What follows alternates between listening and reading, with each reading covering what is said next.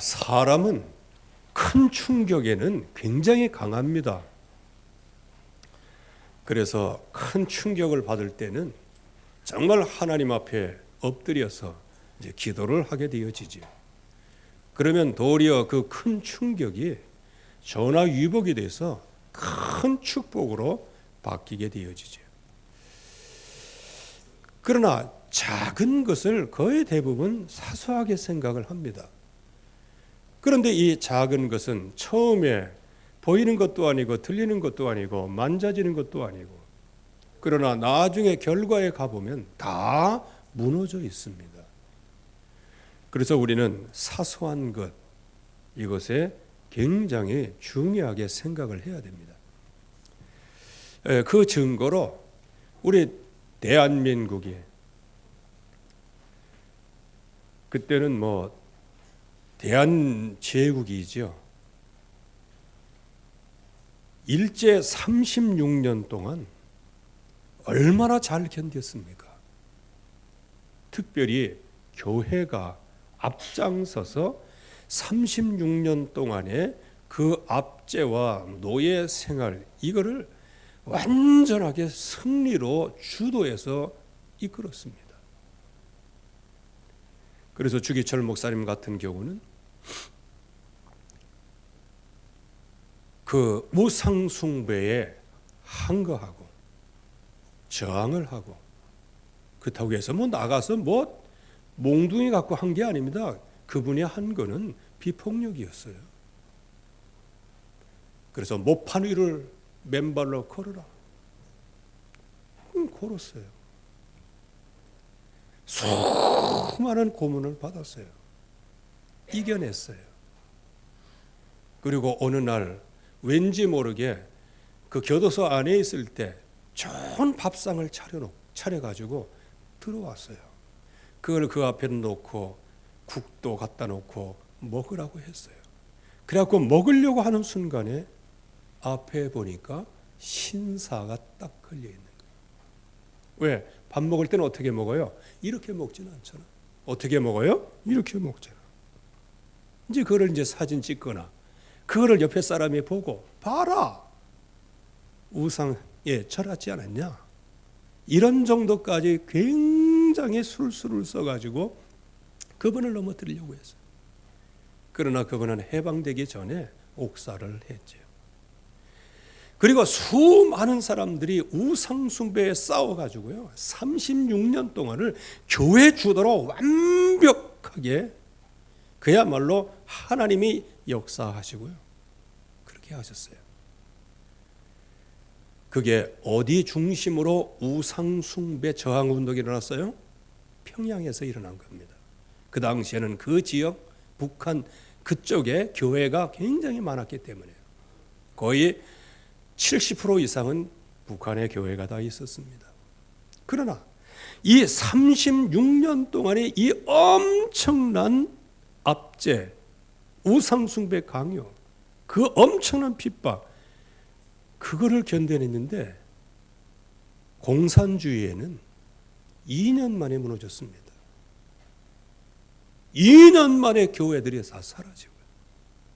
그 핍박을 견디지 못해서 그때 많은 사람들이 남쪽으로 내려와서 그분들이 세운 교회가 오늘 이 지역 전체에 보면 되게 초창기의 교회, 대형 교회가 바로 그 공산주의를 피해서 내려온 분들에 의하여 진짜 신앙의 자유와 이 약속을 붙잡고 하나님 앞에 서려고 하는 사람들의 모임으로 시작이 됐어요. 그렇게 해서 이 남한의 굉장한 성령의 역사에 바람을 불러일으키는 굉장히 촉매제가 됐어요. 감사한 일이죠. 하나님의 뜻이지요. 그러나 한 가지 우리가 간과하지 말아야 될 것, 36년 동안의 그 우상 숭배에서는 지켜냈는데 어찌 2년 3년 동안에 공산주의에 무너졌다는 겁니다. 우리는 이 세상의 우상 숭배 보여지는 거, 이거는 굉장히 이건 저항하기가 쉬워요. 그러나 조금씩 파고 들어오는 사회주의, 공산주의, 이거요, 언제 깨닫게 되느냐? 완전히 무너진 다음에 아차, 우리가 잘못했구나. 이걸 깨닫게 되어지는 겁니다. 그래서 지금 이 시대는 사상전쟁입니다. 그래서 이번 선거는 사상전쟁이에요. 이거는 정치가 아닙니다. 공산주의와 기독교의 싸움입니다. 그래서 이 응답을 우리가 잘 봐야 되는 겁니다. 여러분들 지금 우리가 몰라서 그렇지 지금 우리가 예배하고 있는 이 자체가 법으로 걸리면 위법이 돼요. 참 이상한 나라가 됐어요. 물론 우한 코로나 이 사태로 말미암아 지금 많은 조심을 많이 해야 되죠. 그런데 희한하게 왜 교회에 포커스를 맞추냐 말이에요. 지금 디스코 클럽은 그냥 열고 발광하고 춤추고 있는데 말이에요. 콜라텍 같은 데는 뭐 모여가지고 그거 하고. 또 저기 후미진데 거기 가서는 그 뭡니까 그게 재벌 그 메스들은 자기들끼리 모여가지고 무슨 파티도 하고 그러는. 여러분들의 이 옛날부터 이게 순서가 있어요. 가장 중요한 게 후대입니다. 후대 교육. 그래서 이 교육은 스톱을 시키려고 하면 이 사회 전체가 문을 닫은 다음에 교육이 스톱이 돼야 되는 거예요. 원래가야. 근데 지금 반대로 됐어요. 제일 먼저 스톱을 시킨 게 교육을 스톱시킨. 교회가 맨 마지막 보루로 있어야 되는데 제일 먼저 폐쇄를 해야 되고 제일 먼저 문을 닫으라고 하는 일은 물론 교회만을 지칭하는 것은 아니죠. 이제 다중시설 얘기하는 겁니다. 다중시설이면 굉장히 많이 있어요. 여러분들이 저 지하철 타보셔도 알지만요. 서울 지하철은 지옥철이라고 그럽니다. 거기는 거리두기가 어디 있어요? 그냥 타면 다행이야. 타면 다행이야. 그래서 요즘에는 우리 아들 얘기 들어보니까 9시까지 출근했는데 이제는 10시까지 출근하고 이렇게 시간차를 둬가지고 그 지옥철을 천국철은 아니겠죠. 그 지옥철을 조금 완화시켰다 뭐 이렇게 얘기하는데 여러분들 그런 다중 이용 시설이 스톱이 돼야 되는 겁니다. 저 미국 같은 나라 보세요. 대중교통 모든 이런 것도 다 그렇지만 제일 먼저 셧다운을 뭐에 시켜요? 대기업부터 셧다운을 시키는 거예요. 그런데 제일 먼저 교육기관을 먼저 스톱을 시켜요. 그리고 이 시대를 영적으로 살릴 교회부터 스톱을 시키려고 하는 거예요. 여러분들 이게 무슨 얘기인지를 이해를 해야 됩니다. 어유 그거 뭐 얘기하는 거 맞지 않겠냐? 그거는요 세상에서 거짓 선전 선동하는데 여러분들이 익숙해져서 그래요. 원래 교회는 이렇게 어려움이 올 때 정말로 하나님 앞에 기도할 수 있는 또 하나님께서 이 모든 세상의 재앙을 거두어 주시옵소서 이거를 놓고 정말로 기도할 수 있는 그 공간이 교회예요. 교회의 그 옛날의 패스트 사건은요, 그 유럽에서 한 3분의 1 정도의 사람이 다 죽어갈 때, 뭐 그때 많은 사람들이 이제 천주교 거기에 모여가지고 왜 병 안 걸리려고 모여가지고 그랬어요. 왜 병 안 걸리려고 해요? 이 시대를 치유하려고 모여야 되지. 치유하려고 모여야 되는데. 그래서 더욱더 철저히 하면서 정말로 교회가 깨어서 기도해야 되는데 교회가 지금 어떻게 해요? 벌써 한 달여 동안에 통제하고 그러는데 그냥 거기에 순응해버리고 말아요. 나도 모르게 순응해버리고 말아요. 그러면 나중에 하나님의 말씀을 듣는 게 옳으냐 사람의 말을 듣는 게 옳으냐 이게 할 때 판단의 기준이 없어지는 거예요. 우리는 하나님의 말씀을 따라가야 될 줄로 믿습니다. 그래서 지금요 이렇게 조금씩 하는 게 그냥 살라미 전법으로 조금씩 이렇게 진행돼 나가기 때문에 이거 그때 몰라요. 그때는 또 역반응이 나와요.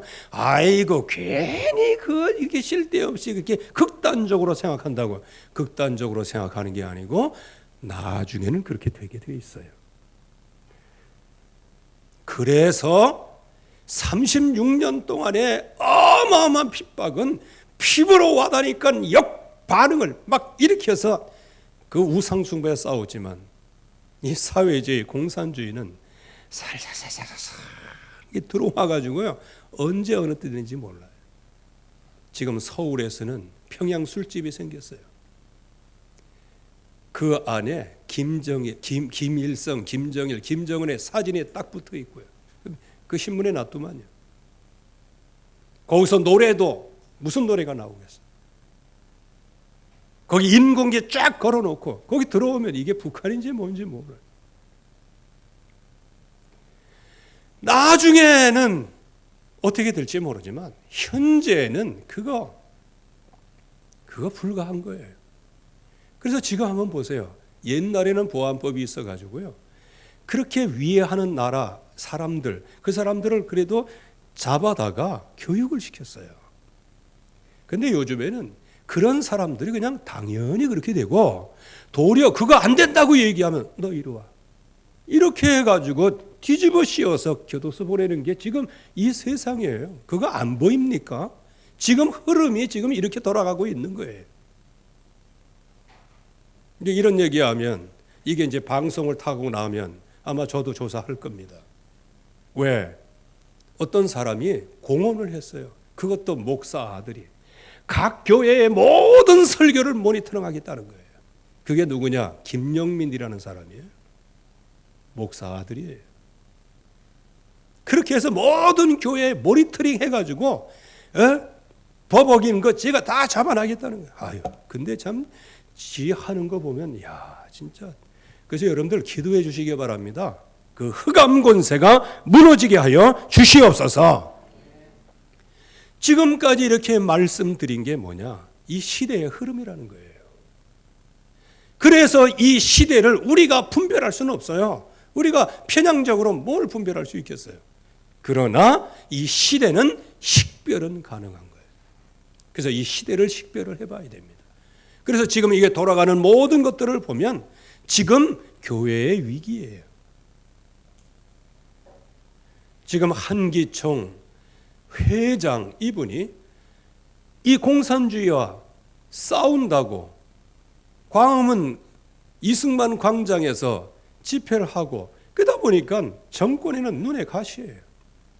그러니까 자꾸 하다가 보면 자꾸 이게 여론이 이렇게 하니까 그러다가 나중에는 그냥 뭐 각 대형 교회들이 아무 반응이 없으니까 그런 거예요. 여러분들이 이게 사회주의 공산주의를 잘 알아야 됩니다. 어떤 일을 할 때 강하게 저항이 나오면 그거 아니라니까 원래 본심은 그거 아니야 하고 돌아서게 됩니다. 그런데 그 일을 딱 했어요. 근데 사람들이 뭐 아무 얘기 없어요. 그러면 거기에다가 깃발을 꽉 꽂는 거예요. 이제 그 땅이 되는 거예요. 그러면 깃발을 꽂아놓고 이제 나중에 그거 안 된다 그러면 뭐가 돼요? 이 땅은 벌써 내 땅인데 네가 왜 그래? 이제 이렇게 나오는 겁니다. 힘이 이게요.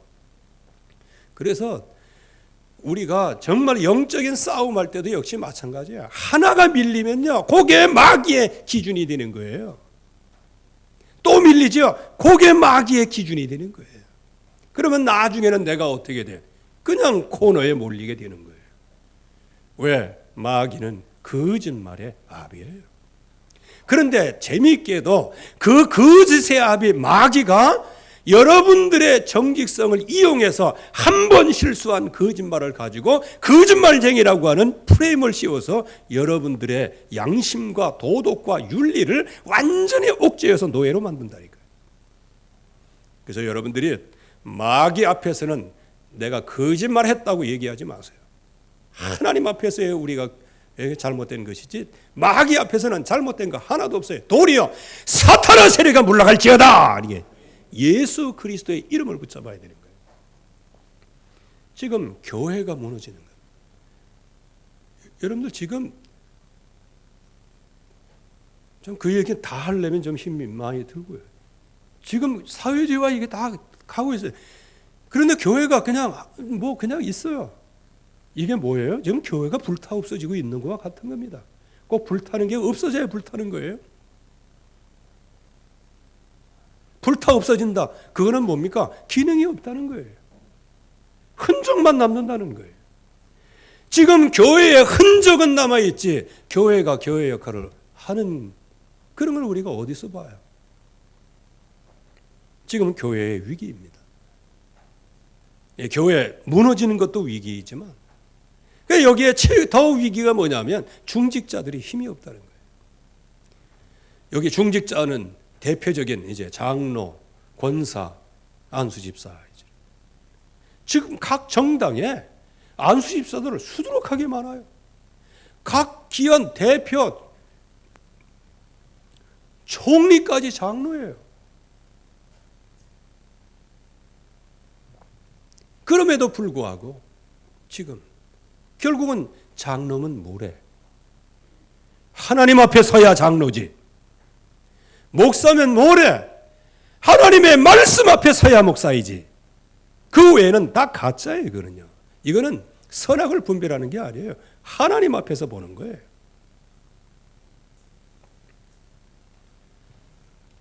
그러니까 이 기름 부음 받은 중직자는 말씀의 인도를 받아야 돼요.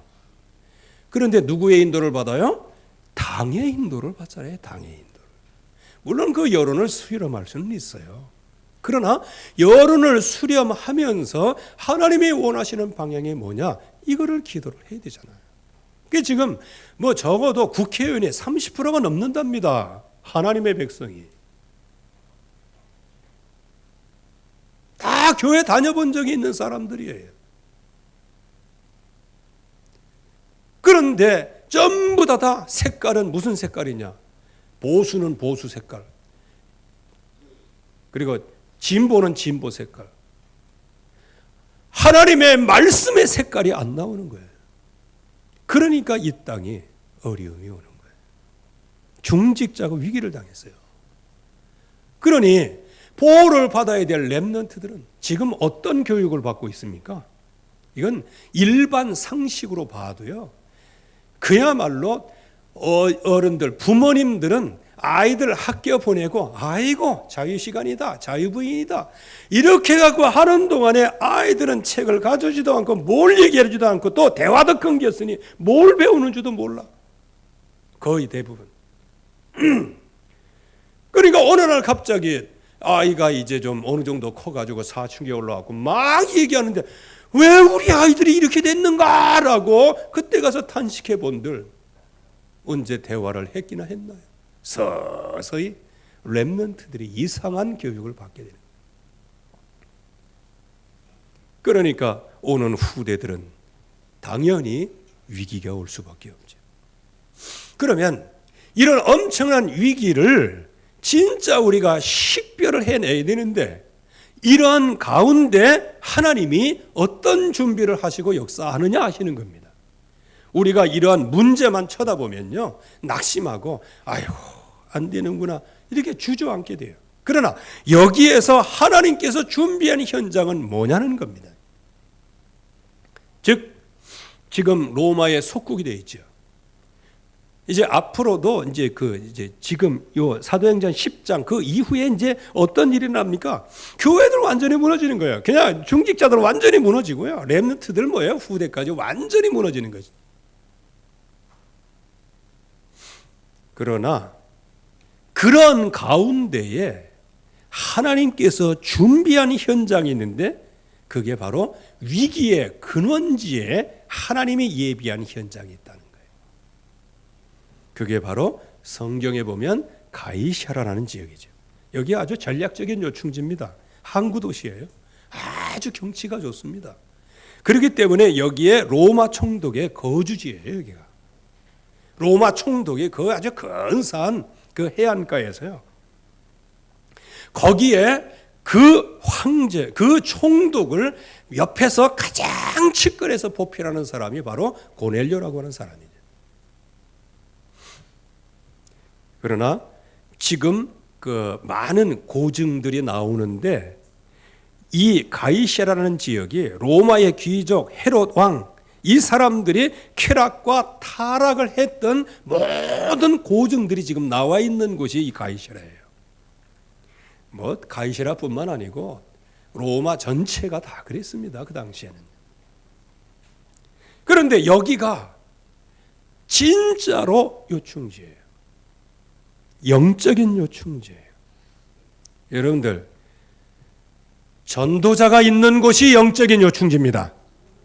여러분들이 있는 곳이 영적인 요충지예요. 그 현장이 준비한 현장이고 그 현장을 통하여 하나님은 시대의 위기를 막는 그 현장으로 바꾸실 것입니다. 그러면 여기 가이사랴가 뭐하냐?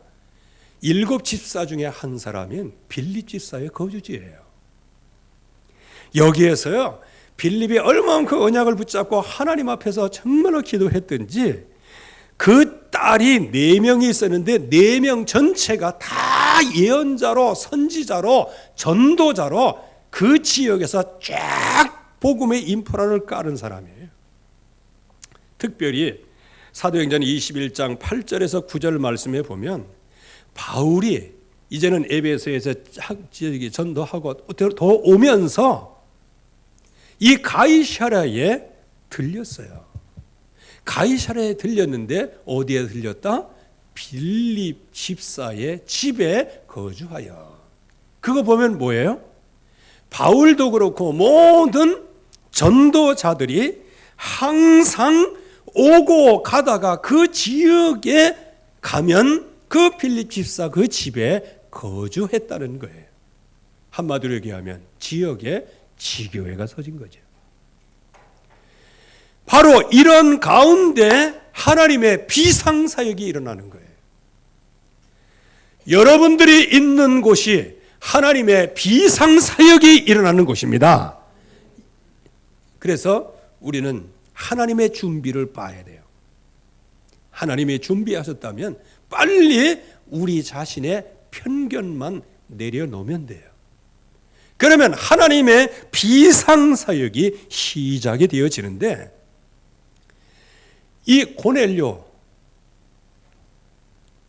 먼저 환상을 보여요. 베드로라는 사람을 부르라. 나중에는 베드로에게 환상을 보여주세요. 로마에서 자기를 찾아왔어요. 여러분들, 이게 비상사역입니다. 이 위기의 시대에는 하나님이 비상사역을 하십니다. 그래서 우리가 진짜 언약에만 조금만 집중하고 있으면 하나님이 이 시대를 바꿀 사람들을 우리에게 붙여줄 줄로 믿습니다.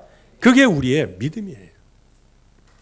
이때에 로마 군인 고넬료와 전도자 베드로와의 만남이에요.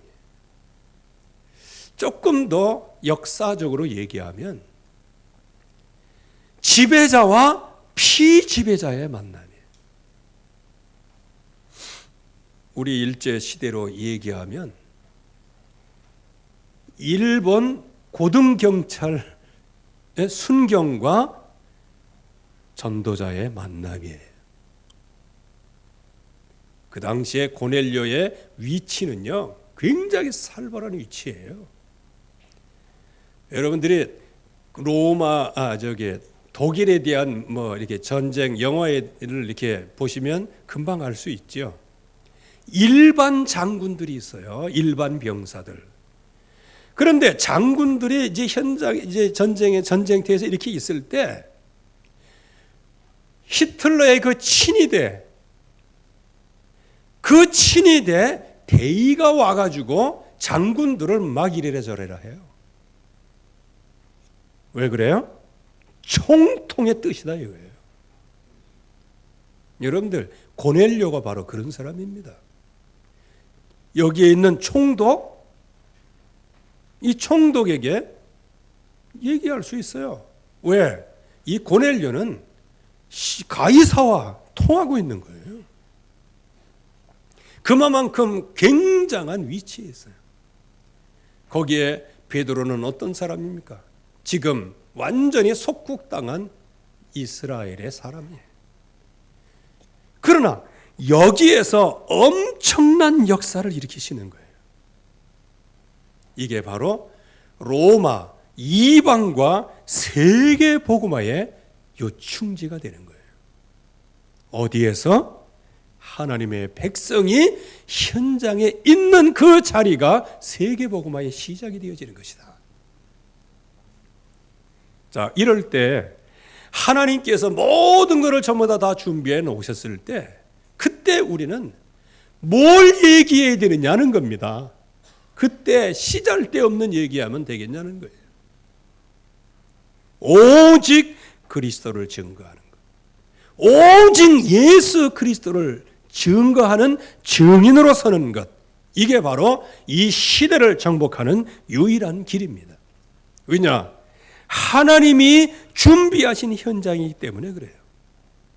벌써 이미 천사의 인도를 통해서 그리고 이 고넬료는 친척과 가까운 친구들을 다 초청을 했어요. 왜?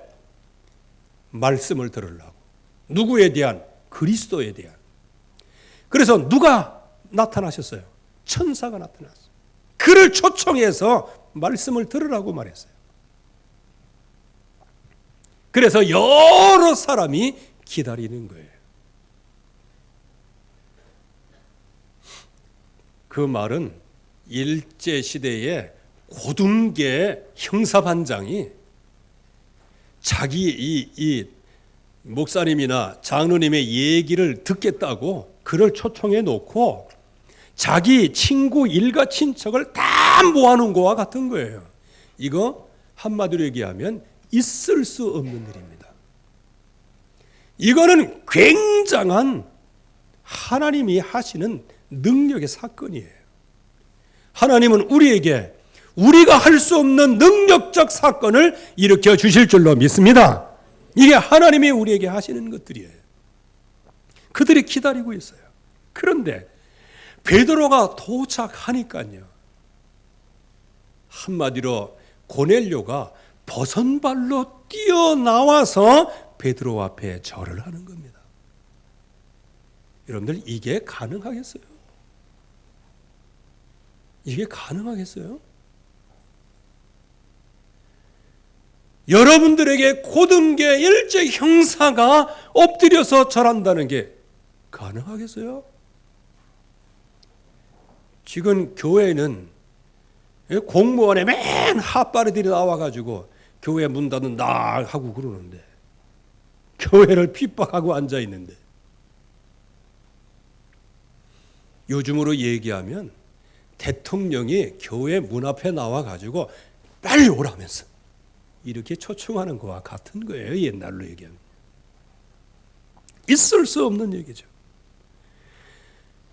그때에 여러분들 생각해 보세요. 진짜 언약으로 다 하나님의 사람이 아니면 그때 아마 거들먹거리면서 야, 이 고넬료가 나한테 무릎을 꿇고 야, 내가 짱하냐 이게 이제 거의 대부분 이렇게 교만하게 되는 거예요. 그래서 어쩌면 저와 여러분들이 조금 일이 잘 될 때 그때 마음이 교만해서 그때 그냥 어려워지고 해서 어려움 당하는 사람들 많이 있을 수 있잖아요. 팔 앞에 엎드렸어요. 그러니까 베드로는 그거를 뭐라고 느껴요? 이 사람이 우상에게 절하듯이 나한테 절하고 있구나라는 것을 깨달은 거예요. 그러니까 나도 사람이다. 나도 사람이다. 같은 사람이다 하면서 손잡고 이렇게 세우는 거예요. 이게 바로 하나님의 사람입니다. 여러분들이 현장에서 하나님이 비상사역을 하실 때 여러분들이 하나님 앞에서 큰 응답과 겸손함과 하나님의 말씀에 순종함을 배우시기를 주의 이름으로 축원합니다. 이때에 모든 것을 다 준비해 놨어요. 그야말로 여기에 고넬료가 정말로 그 신 앞에 우상 앞에 절하듯이 베드로 앞에 절하고 앉아 있으니 거기 있는 많은 사람들의 상태는 어떻겠어요? 그야말로 베드로가 하나님같이 된 거예요. 여러분들, 위기의 시대에 하나님이 우리와 함께 하시고 역사하시고 이 사실을 믿고 현장에 가면 현장의 모든 사람이 여러분들을 하나님처럼 볼 겁니다. 아멘. 그런 대접을 하나님이 우리에게 받게 하시는 거예요. 우리가 이 응답과 진정한 축복을 누려야 돼요. 이제 이런 사실을 모르면 그냥 세상의 핫바리 노릇을 하는 거예요. 그러나 단순하지만 오직 예수 그리스도 그 안에서 하나님의 비상사역하시는 것을 보고 믿음으로 나아갈 때 어떻게 되느냐? 시대를 살릴 사람으로, 하나님과 함께 하시는 사람으로, 최고의 능력의 사람으로 하나님께서 그렇게 세워주시고요. 불신자들도 그렇게 보도록 하나님께서 역사하시는 겁니다. 이제 중요한 것은 준비하시고 내가 어떻게 이런 대접을 받을 때 어떻게 할 것이냐, 이것도 중요하지만 그렇게 갈급한 가운데 하나님께서 완벽하게 준비해 놓으셨을 때 이때 다른 얘기하면 어떻게 되겠어요? 그래서 저와 여러분들은 날마다 훈련을 통하여 예배를 통하여서 기도를 통하여서 하나님의 약속의 말씀 오직 예수는 그리스도다, 그 언약 속에 들어가야 되는 거예요. 이때에 오늘 말씀은 좀 길게 예수님에 대하여 설명을 합니다. 그거를 간단하게 세 가지로 정리합니다. 바로 예수 그리스도는 만유의 주이시다. 그 누구냐? 이분이 바로 창조주 하나님, 전능하신 하나님이시다. 그걸 얘기하는 거예요. 그분이 이 땅에 오신 것은 화평의 복음을 가지고 이 땅에 오신 것이다. 이거를 제일 먼저.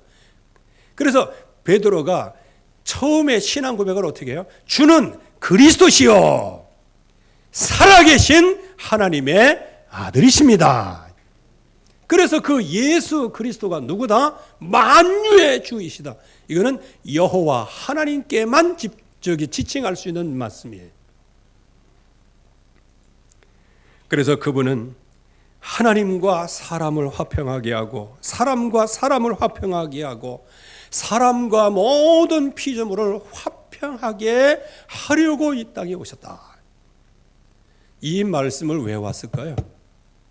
나는 유대인이기 때문에 하나님의 법에는 이방인과는 상종하지 말라고 그랬다. 그런데 하나님께서 나타나셔서 나에게 깨끗하게 한 것을 속되자 하지 말라 하시기로 내가 그 말씀에 순종하면서 왔다. 그렇게 베드로가 고백을 하잖아요. 그래서 이 복음을 이방인에게도 증거하시겠다고 하는 그런 언약의 말씀이 아니었겠냐. 바로 하나님과 사람 화평을 이루시기 위하여, 그리고 사람과 사람 원수진 것을 하나 되기 위하여, 그리고 사람으로 말미암아 완전 피조세계가 완전 타락하고 결국은 멸망을 당했는데 여기에 완전히 화평하게 되는, 바로 그분은 만유의 주이시요 그분은 메시아로 오셨다. 이거를 얘기하는 거예요. 그분이 바로 이 땅을 유일하게 구원하실 메시아다 그랬어요. 그래서 성령을, 능력을 기름 붓듯 하셨다. 기름 부음을 받은 자가 누구예요? 기름 부음 받은 자가 누구예요? 그리스도잖아. 성령과 능력을 기름 붓듯 하셨다. 그분의 이름이 누구예요? 예수. 그래서 예수가 그리스도다. 이거를 지금 증거하는 거예요. 이분에게 성령과 능력으로 역사하시고 이 땅에 하나님을 떠난 마귀에게 눌린 모든 자들을 구원하시기 위하여 이 땅에 오신 분이 예수 그리스도다. 그걸 얘기한 거예요. 그러면서 세 번째로는 바로 십자가와 부활을 얘기하는 거예요. 그분이 바로 만유의 주이시여 메시아로 오셨지만 이 땅의 모든 인생 문제를 해결하기 위해서는 그분이 바로 십자가 달려 죽으시고 3일 만에 부활하사 하나님을 떠난 인생에게 하나님 만나게 하시고 죄에 빠진 인생에게 죄와 사망의 법에서 구원해 내시고 마귀에게 완전히 사로잡혀 거짓의 마귀의 자녀가 됐던 사람들에게 하나님의 자녀로 마귀의 일을 완전히 결박할 왕으로 이 땅에 오셨다. 그래서 예수 그리스도가 십자가에서 모든 인생 문제를 해결하시고 우리의 모든 죄를 용서하셨다. 그래서 오늘 43절의 말씀에 그를 믿는 사람들이 다 그의 이름을 힘입어 죄 사함을 받는다 하였느니라. 이방인 너희들도 아무런 자격이 없으나 우리 주 예수 그리스도 십자가 부활로 말미암아 너희들을 깨끗하게 하시고 속된 너희들을 깨끗하게 하시고 너희들을 구원하시고 그 죄 가운데서 죄 사함을 받게 하셨느니라. 예수 그리스도의 십자가 부활을 강력하게 쏟아부은 거예요. 여러 얘기한 것처럼 보이지만은요, 이렇게 세 가지로 예수님은 만유의 주이시다. 그분은 화평의 복음을 갖고 오신 분이에요. 예수 그리스도는 바로 기름 부음 받은 메시아요 그리스도다. 그래서 그분이 이 땅에 오셔서 십자가와 실을 지시고 3일 만에 부활하사 우리의 모든 인생의 죄를 완벽하게 용서하시고요, 완전하게 구원하시고요, 이 땅을 구원하실 제자로 우리를 먼저 부르신 것이다. 그래서 이 약속의 말씀을 증거할 때 특별히 43절과 44절에 이 갭이 큰 것처럼 보이는데 그렇게 크지 않은 거예요. 예수 그리스도를 믿는 자마다 제사함을 받는다. 그 말을 할 때, 무슨 말을 할 때? 예수 그리스도를 믿는 모든 사람에게는 제사함을 얻느리라 할 때 모든 사람에게 성령이 내려오셨다 그랬어요. 성령의 충만함을 받는 거예요. 그래서 지금 우리가 이제 증인으로 현장에 서게 됩니다. 그래서 증인에 서기 위해서 증인 캠프를 해야 되는 것이죠. 그 가운데 제일 먼저 하나님이 준비한 것을 봐라. 고넬레 현장이죠. 그리고 그 현장에 가서는 절대로 내 중심으로, 나 중심으로, 육신 중심으로, 내 성공 중심으로 하지 마라. 내 편견을 조심해라. 왜? 하나님께서 모든 것을 전부 다 깨끗하게 하시고 준비해 놓으셨다. 그 준비해 놓은 그 현장에 가서 우리가 무슨 얘기를 하겠냐? 예수님께서 준비한 현장이요, 하나님께서 준비한 현장이요, 천사들을 통하여 하나님께서 베드로에게도 나에게도 그리고 현장에 제 사람 구원 얻을 대상에게도 하나님이 준비해 놓으시는데 거기 가서 아파트 얘기할 것이냐? 밥 먹는 얘기를 할 것이냐? 무슨 얘기를 할 것이냐? 십자가에서 나를 위해 죽으시고 우리를 위해 주시고 모든 인류를 위해 죽으시고 그분이 바로 3일 만에 부활하사 누구든지 주의 이름을 부르는 자는 구원을 얻으리라. 그 구원을 전해야 되는 것이죠.